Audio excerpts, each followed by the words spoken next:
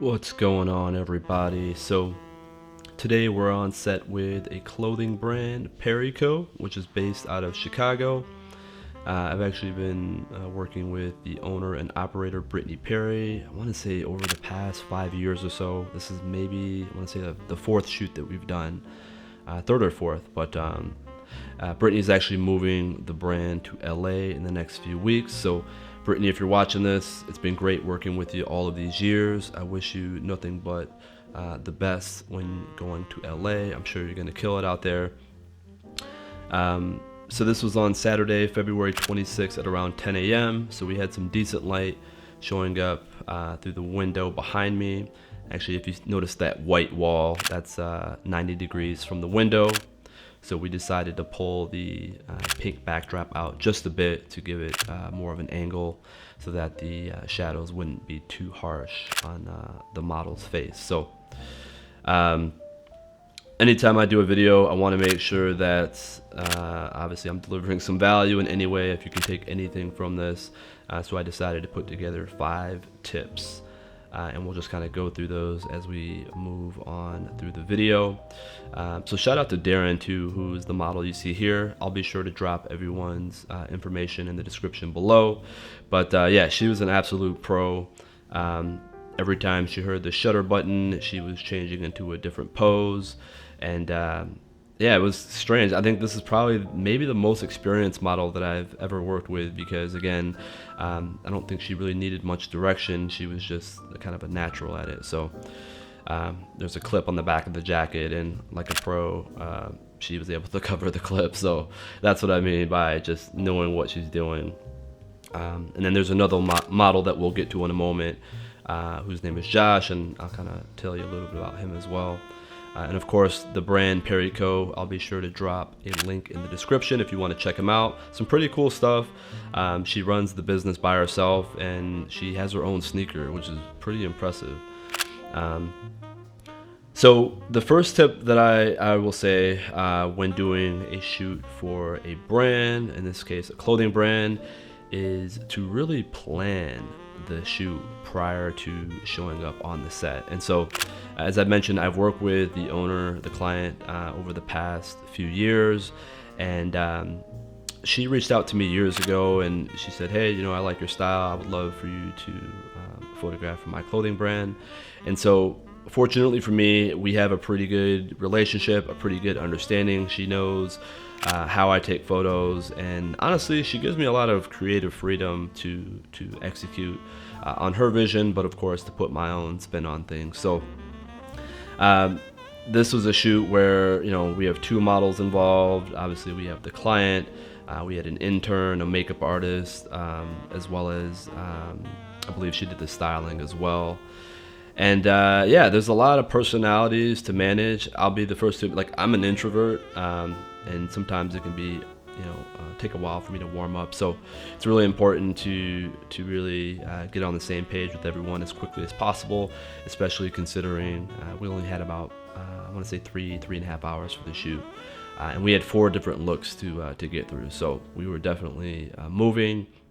And of course, the video that you saw at the beginning of this video, we were also taking video clips at the end of every look. So again, shout out to the models, because this is their first time working together, and as you can tell, very comfortable with each other, and they made it just so easy. The job was very very straightforward. So shout out to you guys.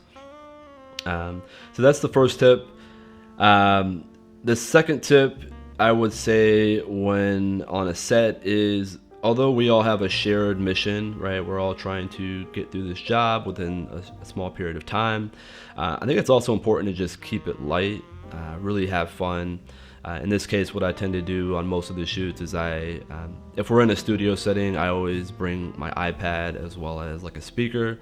That way the client can choose some music that, you know, the client can choose music that they want to listen to. And to just keep the energy high and to make sure that everyone's having fun. Again, we all have a shared goal that we're after, but it doesn't have to be this grueling thing. So there's actually a point, as you'll see here, but the music was playing, and the models were definitely having some fun. So we like to just, you know, take some shots, more of like a behind the scenes look at the models enjoying the shoot. So again, they made it super easy to work with, and yeah, this was a lot of fun. So the third tip I will say is have a Pinterest board, as you can see here. So I bring this with me on all of my shoots. If it's outdoors, it's usually on my iPhone instead of my iPad.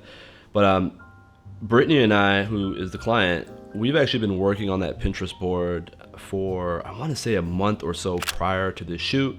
And if I remember correctly, I think the models were even involved on that Pinterest board as well. So just so we all have the same vision in mind. So not only do we have an understanding of what poses that we're looking for, but we're also on the same page in terms of like colors and compositions, and just to make sure that when we get to the set, we all have the same vision.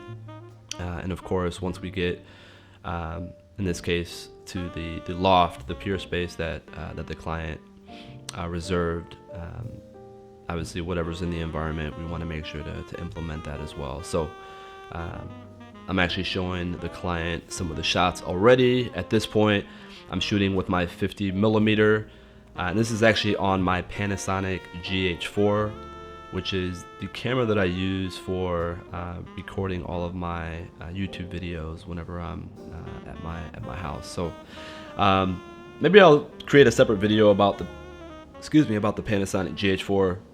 But it's great for video, not crazy about it for photography. And honestly, after this shoot, I realized that I think I'm gonna be in the market for another camera to do photo shoots. As I mentioned, I use my X100F for just like my everyday carry street photography camera.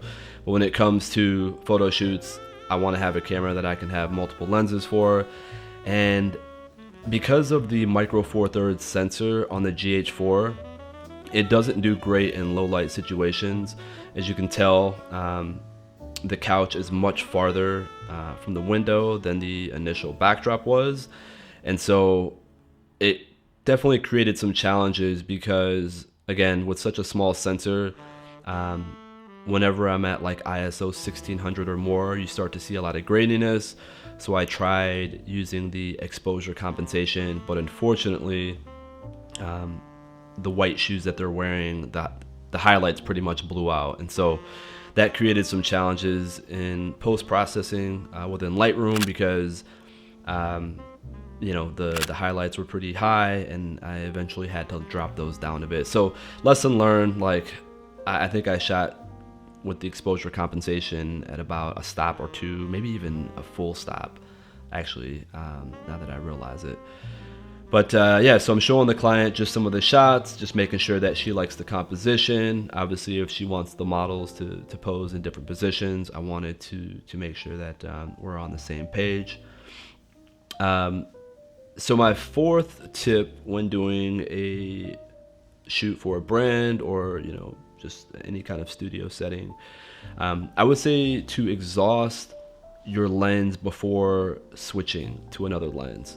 I've actually made this mistake in the past where I may have like my 35 millimeter equivalent, and then you take a few shots and you're like, oh, you know what, this would look better with the 50 or with the 75 millimeter, and then you end up switching lenses, and then you get a few more with the new lens. And obviously it's not a very efficient strategy, especially when you're on a time crunch, which in this case we were.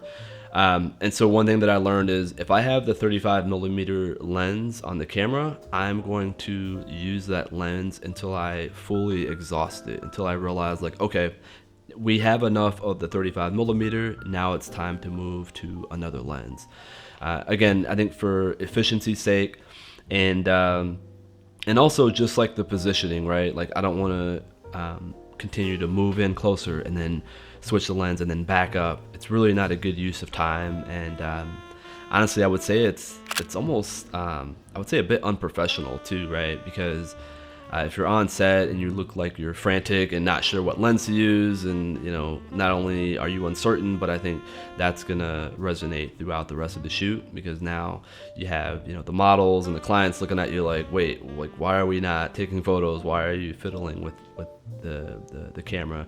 And I mentioned this in my X100F video, but the camera should not hinder you from your creative process. It should aid you in achieving the looks that you desire. So if ever you're too technical and you're stuck with your face in the camera, like, you're doing something wrong, right? It's okay to adjust and to get some type of confirmation from the client, showing them the pics, but you don't want to be focused on the camera. You want to be focused on what's in front of you, and ensuring that the client is happy with the results of the shoot. So that brings me to my last tip. Obviously, these aren't in any particular order, but again, I wanted to make sure to provide some value in this video and not just put it out for the sake of putting it out. The fifth tip, and actually this may be the most important tip, and this is a lesson that I've learned years ago when I was shooting for another clothing brand, is to not shoot with auto white balance. And I'll tell you why in a second, but do not shoot with auto white balance. That's pretty standard if you're just out and about, or if you're taking photos, let's say street photography or whatever.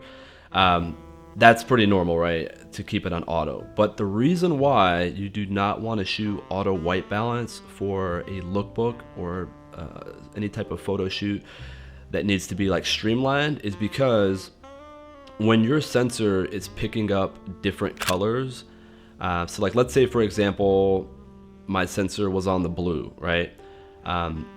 It's gonna give me a certain coolness in the photo, right? And let's say they were wearing like an orange hat, or I was focused on a different color, and then it changes to more of a warm exposure. That is going to be a nightmare in the post-processing, right? Because when you're shooting for a lookbook, you want things to be uniform, right?